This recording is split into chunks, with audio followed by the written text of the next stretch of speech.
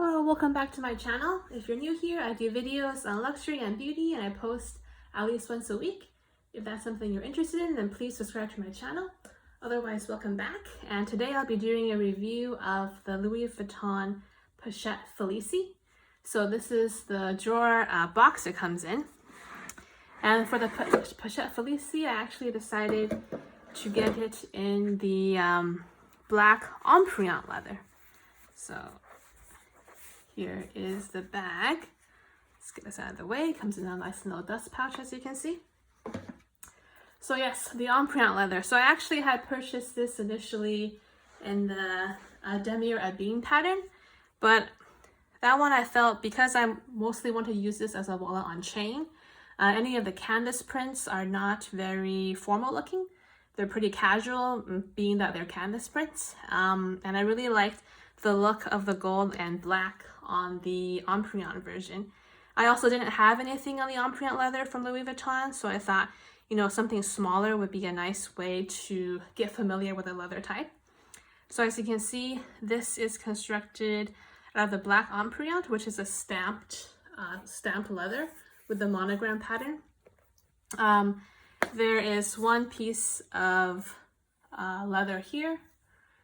There is a piece that runs down the sides, which is not stamped. And then the whole back piece, you can see it's just one piece of leather, so that the back part of the bag, you actually have the monogram that's upside down. And then on the front side, it's right side up. So the inside of the bag has a fabric lining. So mine is in the black fabric lining.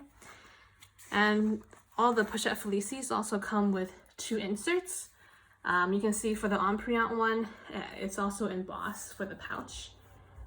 And it's just two pieces of leather that are glazed together.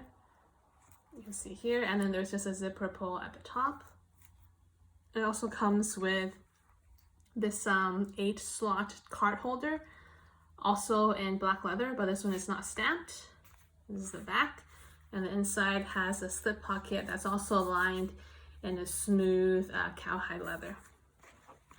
So the piece I have, I actually bought it in Europe.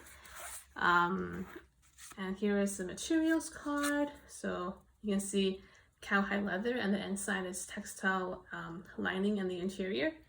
And I think for any of the leather pieces, you have this care card. I didn't receive anything like this with my canvas pieces, so I'm not sure whether or not these are only included with the leather pieces, but it has some tips about how to maintain and take care of the monogram Empreinte leather. So mine in particular, as you can see, but it was made in Italy. So I actually bought this in Europe. I was hoping for a made in France piece because I was buying in Europe, but I don't have any Louis Vuitton that's been in Italy, and Italy is also known for their good craftsmanship, especially with respect to leather goods, so I thought that was pretty good as well. So the Pochette Felicie also comes with this chain. Now the good thing about the chain is that as you can see, it's detachable. So for wallet on chain, I was debating between a couple of different options. One of them was the Pochette Felicie, another one was the Chanel wallet on chain. That one is quite a bit more expensive. I think it's at least 2 or 3 times the price of this Pochette Felicie, and that one, the chain I've heard is quite long, so I'm not very tall, so I'm thinking that chain could be too long for me crossbody, and also there is no option to remove the chain, but I really like how with this chain you can remove it, and then to attach it you have these D-rings right here. You can see that the chain has the LV detailing on both sides as usual. And the chain itself also feels, you know, quite nice, substantial, and still pretty shiny. So then if you wanted to use this as a wallet on chain, you can just attach this to the sides on the D-rings here, and then you can wear it, you know, at the shoulder bag or a crossbody. And I think, not in this video, but I'll probably do another video where I show you different ways to use the chain. There's ways where you can actually double up the chain, or you can use it as a wristlet or a shoulder bag, but I think it's designed to be used as a crossbody. So you can see here, the chain is quite long. Let's see what the drop length is. So if I put this here, then the drop length from one end to the other is around 22 inches. So that gives you an idea of how long the chain is. So I think that would be pretty standard for Louis Vuitton drop length. I think it's similar probably to the Alma drop length as well. Let me give you the measurements of the bag really quickly. So let's just close this guy up here. So the measurements, the length is around just under 9 inches. The height is around 5 inches or 12.5 centimeters. And the width is just about 1.5 inches or 4 centimeters. So you can see that the bag is very compact. You honestly cannot fit too much into it, especially if you use the inserts. So because of the whole lockdown situation, I haven't really had too much occasion to use this bag, but I think that you could use this for many occasions. You could use it for like a nice fancy dinner or going to a wedding. It's just very subtle. I think it's pretty subtle because, you know, it's not the monogram canvas where the print is very obvious. Like here you do have the monogram, but it's embossed into the leather. So I think it can be quite understated bag as well. And I hope I'll have the opportunity to use it soon in the future. So let me show you quickly what fits inside. So as I said, these are the 2 inserts it comes from. The good thing about these inserts is that you can use them in other bags. So for example, if you have like another walk or maybe the favorite or something like that, you can use these in there as organizers. And I think this pouch is quite nice too because it has the zipper on top. But because it's very thin, you can't really fit anything very bulky in here. So when I actually use this bag, I imagine I probably won't use it with these inserts because as you can see, once the inserts are actually put into the bag, you don't really have much space. Like one thing about the bag is because it's constructed in a way such that it's very rigid along the sides, you really can't expand too much. Like you can only use the space that's available here. Like there's no expansion capabilities of the bag. So let's take out the inserts and I'll show you what I would probably pack inside if I was going to like a dinner or a nice date or something like that. So first, you probably want to have a phone.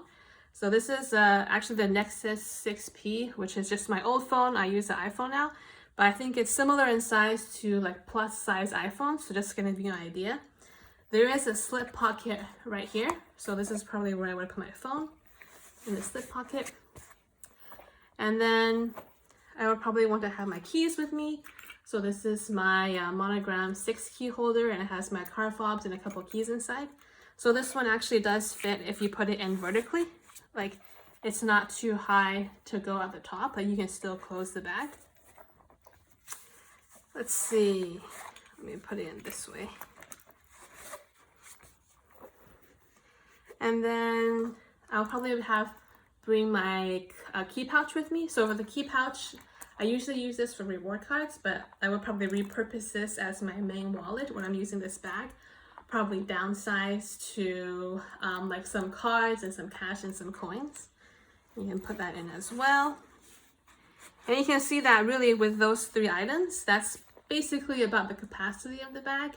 Like you have your key fob, your phone, and your key pouch, and then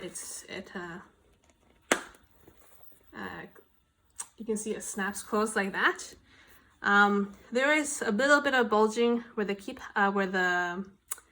holder is because of the car fob inside, but I don't think it really distorts the bag or anything like that.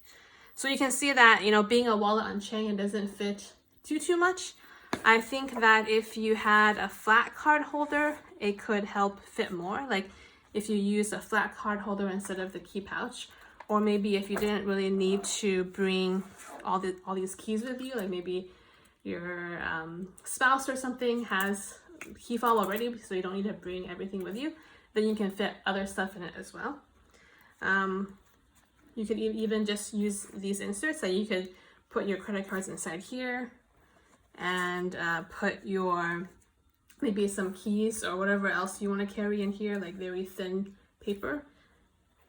like that, and then your phone, and then shut it like this, and really that's all you would need for a night out anyways.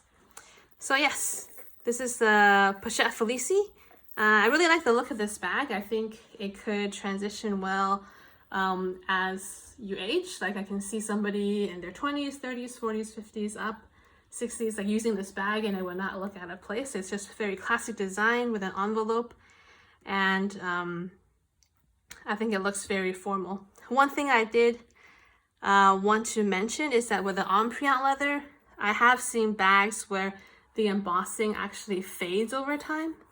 So I did try to pick one out that had a deeper embossing. So hopefully the embossing does not fade over time. But I think if you use the bag a lot or you handle the bag a lot, the embossing, maybe especially around the edges, could fade over time. But so far, I mean, I haven't used it that much, but I don't see any fading in the embossing. But yeah, let me know if you have an experience with embossing fading and any ways to kind of prevent or slow that process down.